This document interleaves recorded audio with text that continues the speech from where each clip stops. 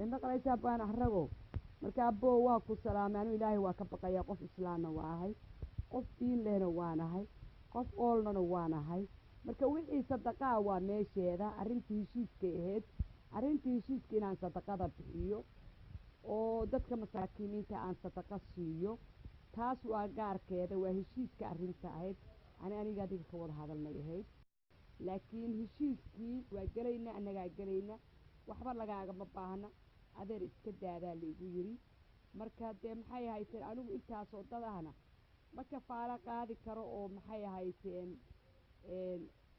waxooda ma ka faala qaadi karo hadday noqoto cadaado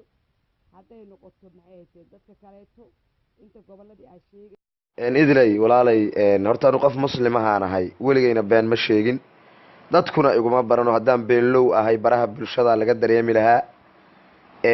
dadkuna waxay ii ogyihiin nin diinkiisa iyo waxa weeye qowlkiisa iyo waxa weeye alla ka cabsigiisa ku adag inaan ahay adigu waxa tiri anu waxaan ku yiri meeshaasaan ku bixi raashinkan iyo waxaan iyo deeqdan iyo sadaqadan aad la baxayso ka hor ana waxaan ku yiri meeshaasaan ku baxaya hadii ilaahay yiraahdo waad igu hambalyeysay kadibna waxa ay tiri raashin ban siinaya waliba dadka waxa weey dhibaatadu gaartay waxaan u fasirtay aniga dadka agoomaha ah way tiro koobayiin dad badan ma ahan adigiiba xoogaa waxa isir dadka batay ma ahane agoontii wax gaartay dad tiro badan ma waxaan 20 qof dhamay way dadkii wax gaareen baan wax ku sadaqaysanayaa iga gudbi baa ay tiri